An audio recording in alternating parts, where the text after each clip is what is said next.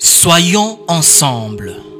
L'émergence de la RDC est en cours.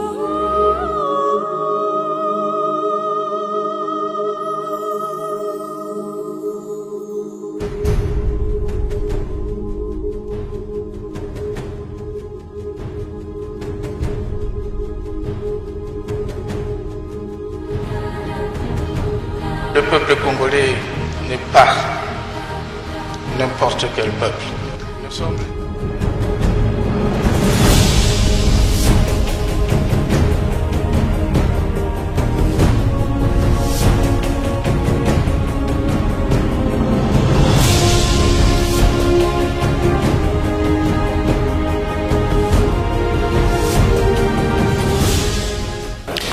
Nous sommes venus à la source pour avoir l'information vraie, l'information juste. Et M. le Président de la République nous a entretenus sur tout ce qu'il a fait jusqu'aujourd'hui dans le cadre des consultations. Et nous lui avons rassuré aussi que la profession du UNPC était contente et apprécie cette initiative parce que nous estimons qu'il faut se parler. Il faut se parler pour que nous puissions avoir un apaisement, pour que les élections qui viennent se déroulent dans le calme et que nous puissions éviter l'image qui nous a été donnée des élections de 2006 et de 2011. Et en plus, nous avons posé nos problèmes parce que vous savez que nous disons toujours que la presse est le quatrième pouvoir. La presse doit adopter l'attitude de neutralité, de positivité. La presse doit être une force qui travaille dans l'intérêt du pays.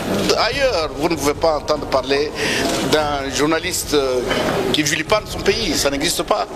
Donc nous devons vilipender, cela ne veut pas dire qu'on ne peut pas critiquer ceux qui gouvernent. Mais on le fait d'une manière positive en démontrant les erreurs et puis apporter les corrections. Donc voilà le travail que nous demandons à la presse pour que l'intérêt du pays puisse primer avant toute chose. Soyons ensemble. L'émergence de la RDC est en cours.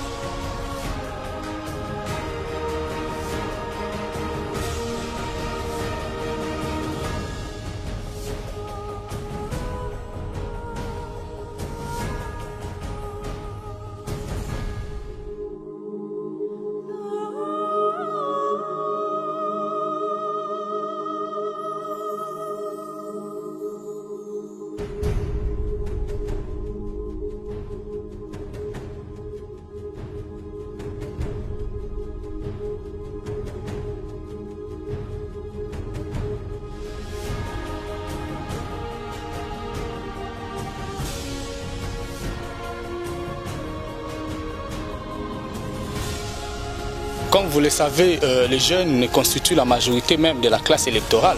Donc ce sont les jeunes qui influencent, si nous pouvons dire, le processus électoral parce qu'ils sont majoritaires.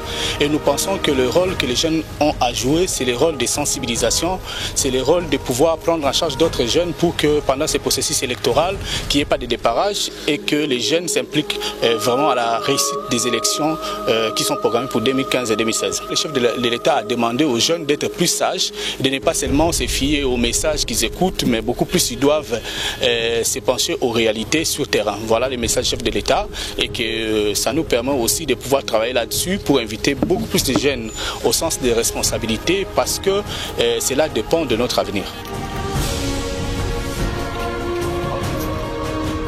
J'aimerais remercier le président de la République.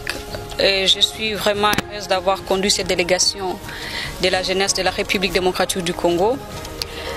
Nous remercions le président de la République parce qu'il vient d'ajouter la jeunesse à la réflexion des consultations qu'il est en train de faire avec toutes les couches de la population de notre pays. Et le chef de l'État nous a beaucoup conseillé, tant que la jeunesse, d'éviter la manipulation et de protéger l'intégrité et la souveraineté de la République démocratique du Congo. Cette jeunesse est en train de suivre la politique et la classe politique attentivement. Nous devons tout faire pour qu'il n'y ait pas de violence et aussi voir comment protéger et sécuriser le processus électoral. Aujourd'hui, il y a par exemple des jeunes qui sont candidats.